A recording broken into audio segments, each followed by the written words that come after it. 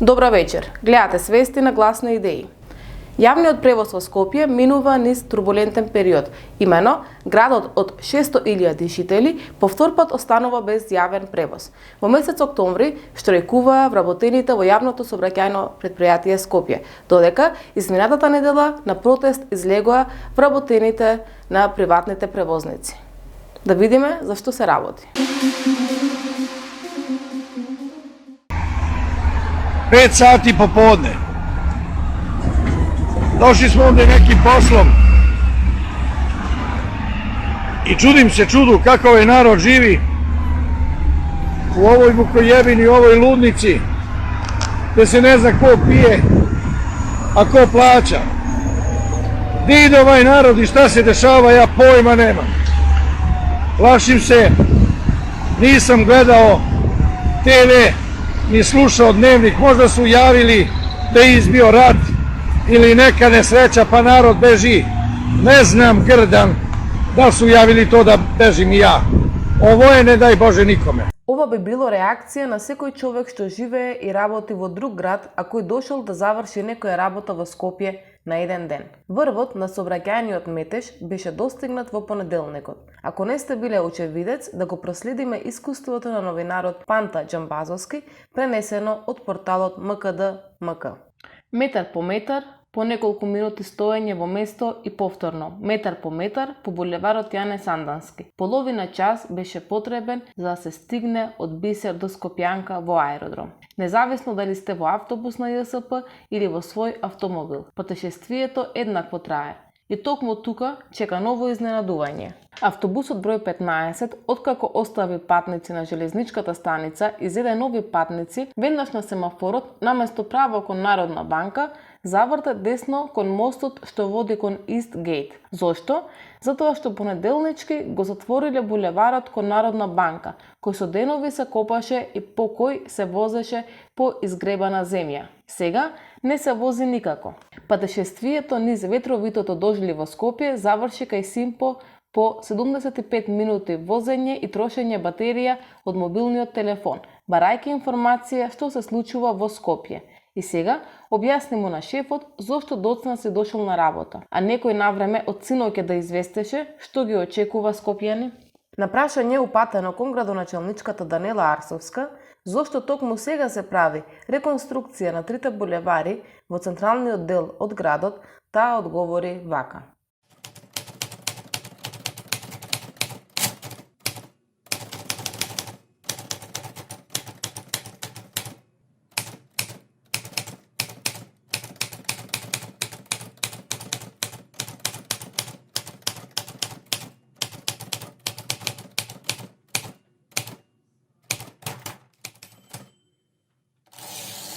Сепак, можеме да заклучиме дека според градоначалничката токму есен и зима е вистинско време за сериозна реконструкција, наместо тоа да беше веќе направено за време на летниот период, кога Скопје е полупразно, поради годишните одмори и кога не работат училиштата и факултетите.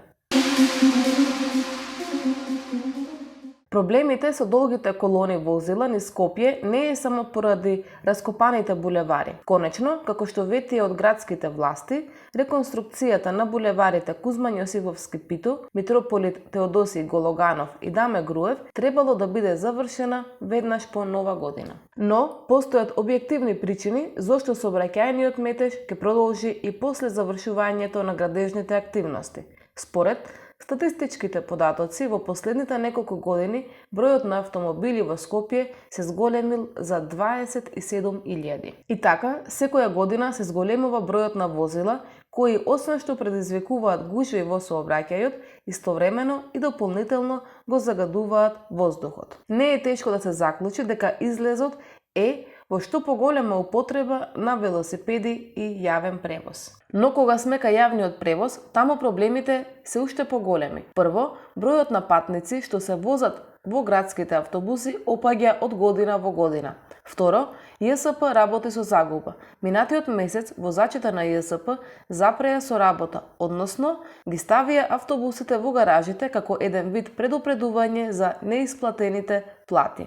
Овој проблем и други проблеми со кои се соочува ЈСП се реши со буџетска инекција од 2 милиони евра. И таман помисливме дека се смирија тензиите во јавниот сообраќај, пред неколку дена приватните превозници ги ставија автобусите во гаражите, а поради неисплатен долг од речиси 1 милион евра спрема нив од страна на градот Скопје. На овие обвинувања градските власти вратија со контраобвинување дека приватните превозници работеле криминално, односно дека наплаќале билети, а заработката не ја пријавувале. Приватните превозници ги отфрлаат ваквите обвинувања, затоа што немале никаков допир со наплатата на билетите и оти целата продажна мрежа се одвивала преку пунктовите на ЈСП. И додека градоначалничката, советниците на град Скопје и директорите на јавните предпријатија речиси секој ден продуцираат нови судири во кои се обвинуваат меѓусебно и додека газдите на приватните автобуси доаѓаат по своите пари,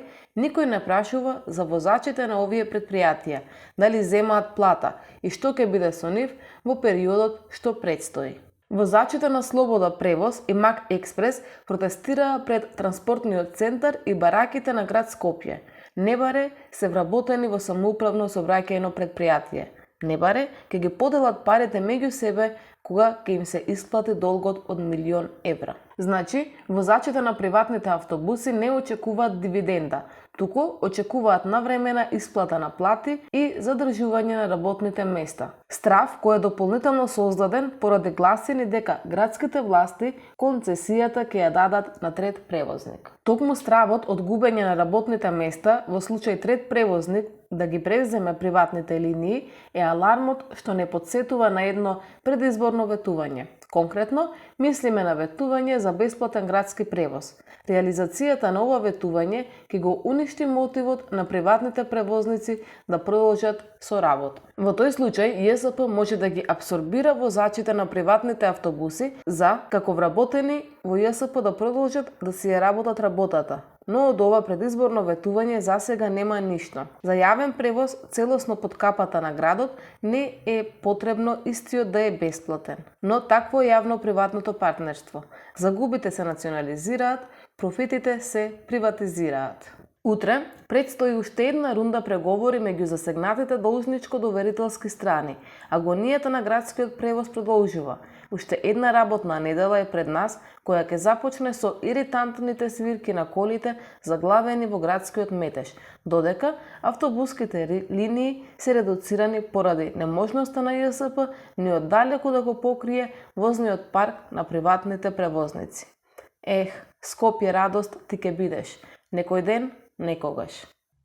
До тогаш, снаоѓајте се како знаете. Наш предлог е повеќе велосипедисти, а помалку нервозни возачи во автомобили. Тоа беше се во ова издание на Свести. Се гледаме следната недела во истиот термин.